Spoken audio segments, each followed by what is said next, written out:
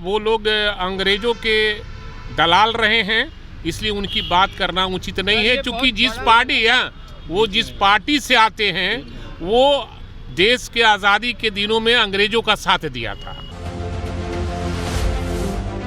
नमस्कार, मैं प्रेम, आप देख रहे हैं एमके न्यूज़ इंडिया। आज जो है बहुत बड़ी जो हलचल जो है तेज हो गई। तेज होने का कारण क्या है? गिरिराज सिंह ने कहा है कि हेमंत सोरेन का जो सरकार है वो रांची को कराची बनाने में लगी हुई है। और इसी बात पे जब भाई वीरेंद्र, आरजेडी विधायक भाई वीरेंद्र से जब पूछा गया, पत्रकारों ने सवाल किया तो उन्होंने क्या कुछ कहा, सुने। देखिए, बीजेपी पैसे के बल पर केंद्र में भी सरकार बना ली जोर तोड़ करके, और फिर चाहती है जीतना। लेकिन जनता ने तय कर लिया है कि महाराष्ट्र में और झारखंड में इंडिया गठबंधन की सरकार बनेगी, और लोगों ने मुंह तोड़ जवाब उनको देने का काम किया। पैसा बांट रहे थे लेकिन लोगों ने उनको खदेड़ने का काम किया। पैसा तो बांटे लेकिन वोट मिलेगा नहीं, वो सब इंडिया गठबंधन के लोगों को मिलेगा।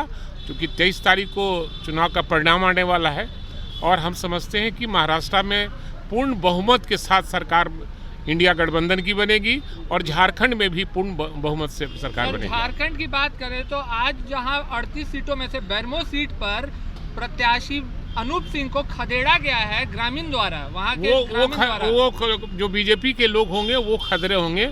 उनके फादर भी बहुत दिनों से एमएलए रहे हैं, मंत्री रहे हैं, हम भी उनके साथ एमएलए रहे हैं राजेंद्र बाबू के साथ।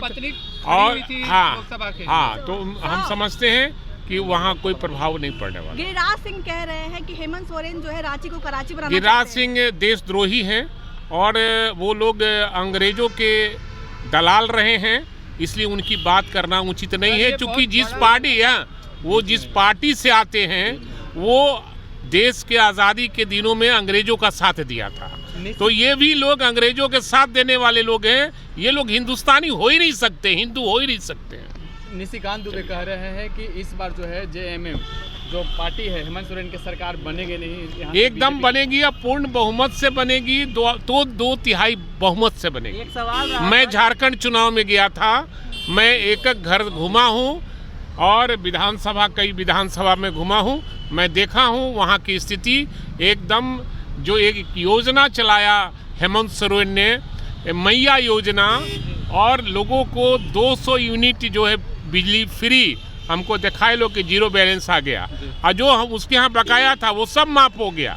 तो बहुत से कल्याणकारी योजना चलाए हैं हेमंत सोरेन जी। वो पुनः फिर मुख्यमंत्री हो रहे हैं, और 2/3 से मुख्यमंत्री हो रहे हैं। तो क्या चंपई सोरेन जब जेएमएम का साथ छोड़े हैं, क्या उससे फर्क पड़ने जा रहा है जेएमएम पार्टी को? अरे कहीं कोई फर्क पड़ने नहीं जा रहा है। अब चंपई सोरेन जीतेंगे कि नहीं जीतेंगे ये वो अपना देखें। सर, एक आखिरी सवाल है। पशुपति कुमार पारस बैठक कर रहे हैं और कह रहे हैं बड़ा फैसला लेंगे, एनडीए को लेकर कह रहे हैं कि हमारे साथ विश्वासघात किए हैं, अगर महागठबंधन में आते हैं, आप लोग के साथ आते हैं तो स्वीकार करेंगे? देखिए, इसमें हमारे शीर्ष नेतृत्व तय करते हैं कि कौन आएंगे, किनको लेना है, नहीं लेना है।